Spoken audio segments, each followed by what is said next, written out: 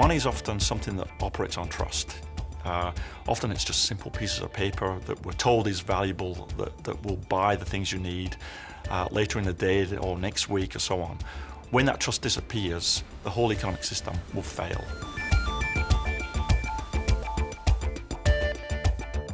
Inflation is the general increase in prices of all the goods and services in the economy. Suppose we were shopping in 1970, so we'll type in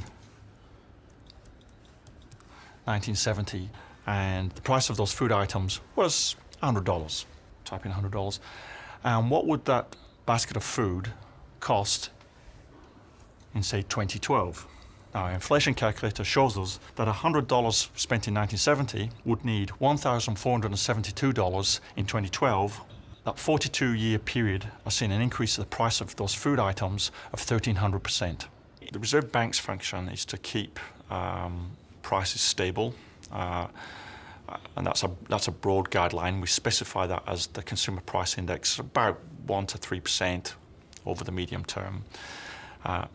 If we can achieve that, it means that businesses and households can get on with normal activity, and we get the normal rate of growth that we would expect in an economy.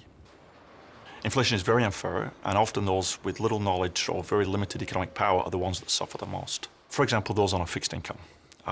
Maybe they're on a pension. That pension is dictated by somebody else. They can't change it.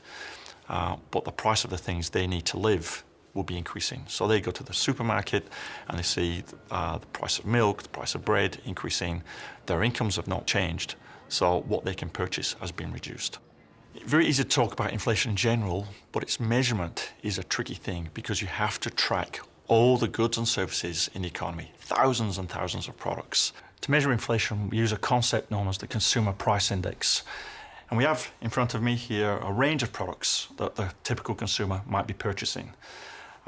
Very small selection relative to what's actually in the Consumer Price Index. Some things we can't put on the table, like the cost of petrol, power charges, bus fares, rents, rates, and so on. Now that's the responsibility of Statistics New Zealand, and they go around sampling many goods and services, and they take an average of all those goods and services. And a change in that Consumer Price Index over time is how we measure inflation. The Reserve Bank here in New Zealand and other central banks around the world don't like to see very high rates of inflation because of its obvious economic costs, and don't like to see deflation. So we have a range of inflation where we think it's okay, it's not too bad. For New Zealand, that range is between 1% and 3%. And when inflation's starting to get too high, we'll try and take demand out of the economic system, usually by putting up interest rates.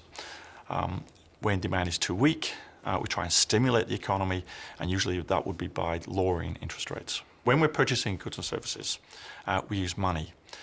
And we like to trust that that money will be worth the same tomorrow as it is today. And when inflation is very stable, that will be the case. When inflation is running very high, that money won't be worth as much tomorrow as it is today, and will break that trust.